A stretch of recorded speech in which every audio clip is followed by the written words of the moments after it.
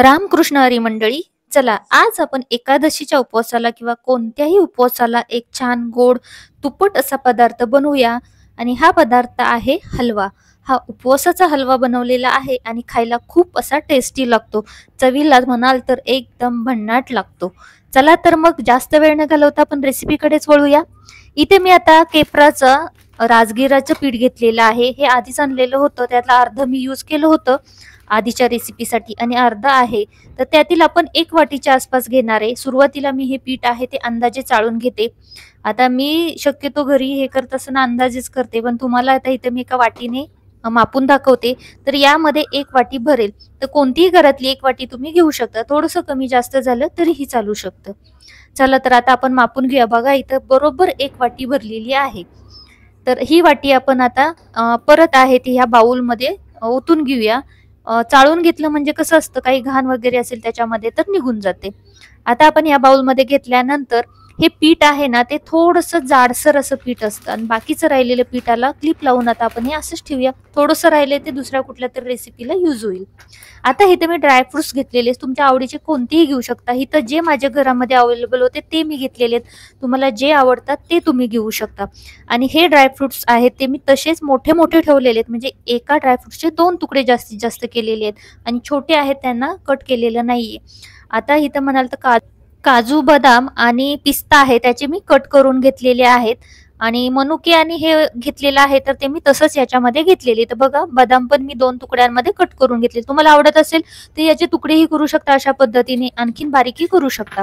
आता मी हे ड्रायफ्रुट्स आहेत ते तसेच एका कढाईमध्ये टाकून घेतलेले. 2-3 राहिले होते ते मी परत त्याचे तुकडे करून घेते.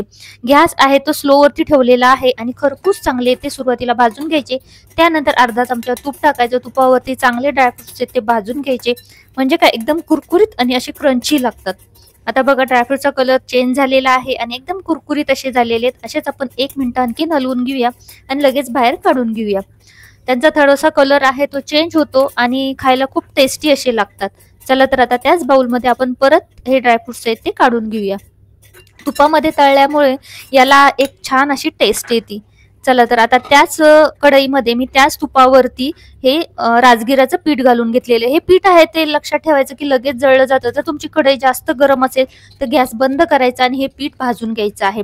जर गॅस म्हणजे कढई जास्त गरम नसेल तर गॅस एकदम स्लोवरती ठेवायचा आहे. असं वाटलं की खालून पीठ लागतंय तर लगेच गॅस आहे तो बंद करायचा आहे. इथं मी 2 ते 2.5 चमचे ह्याच्यामध्ये तूप घालून घेतलेलं. थोडं थोडं लागल असं तूप याच्यामध्ये घालून घ्यायचं आहे. एकदम तूप घालायचं नाहीये. बघू शकता पीठ आहे ते कसं ओलसर झालेलं आहे. बाजूला मी एका भांड्यामध्ये पाणी गरम करत ठेवलेलं आहे. 2 वाटी पाणी याच्यामध्ये गरम करत ठेवलेलं आहे. ज्या वाटीने आपण पीठ घेतले तेच 2 वाट्या पाणी घेतलेलं आहे. आता बघा, पीठ चांगलं भाजलेलं आहे. मी गॅस ऑलरेडी बंद केला होता. आता मी गॅस परत स्लो वरती चालू केलेला आहे. कढई थंड झाली. आता याच्यावरती वेलची पावडर घालून घेतली. आणखी हे पीठ आहे ते 1 ते 1.5 मिनिटं मी परतून घेते. नाही तर बघू शकता पीठ असं थोडंसं ओलसर वाटतंय आणि चांगलं भाजलेलं पण आहे. आता आपण याच्यामध्ये गरम पाणी घालून घ्यायचे. मी 2ही वाट्या पूर्ण याच्यामध्ये पाणी घालून घेतलेले आणि हलवून घेतलेले. थोडंसं काही ठिकाणी सुकं सुकं पीठ वाटतं, चांगलं हलवून घ्यायचं. त्याच वाटीने अर्धी वाटी याच्यावरती साखर घालून घेतली. त्यानंतर ड्रायफ्रुट्स घातले. हे लगेच लगेच घालायचं. काय पाणी घातल्यानंतर लगेच हे सुकलं जातं. गॅस एकदम स्लोवरती ठेवायचा आणि हे आता आहे ना चांगलं मिक्स करून घ्यायचं. जसं तुम्ही मिक्स कराल, जसं त्याला खालून बारीकशी हीट लागल तसं ते तूप सोडायला सुरुवात होते. आता इथं बघू शकता मगाशी थोडंसं ड्राय दिसत होतं, आता एकदम असं थोडंसं सॉफ्ट झालेलं आहे आणि खालून कढईला आता ते सोडत आहे. आता इथे तुम्ही बघू शकता खालून पूर्ण तूप सोडायची प्रक्रिया चालू झालेली आहे. तेलकट दिसायला आपला हलवा सुरू झालेला आहे. अप्रतिम असा हलवा दिसतो आणि खायला म्हणाल तर खूपच टेस्टी लागतो.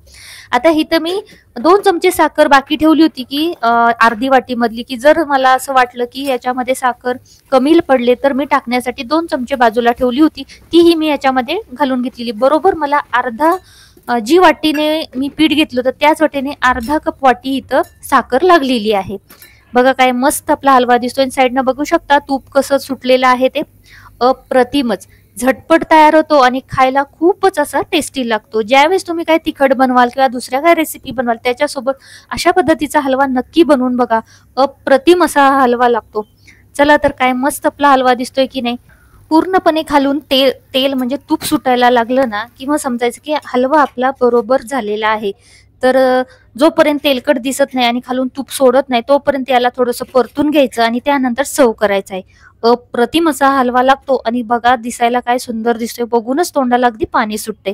चला तर मग मी तर टेस्ट करून बघते, तुम्ही कधी करणार?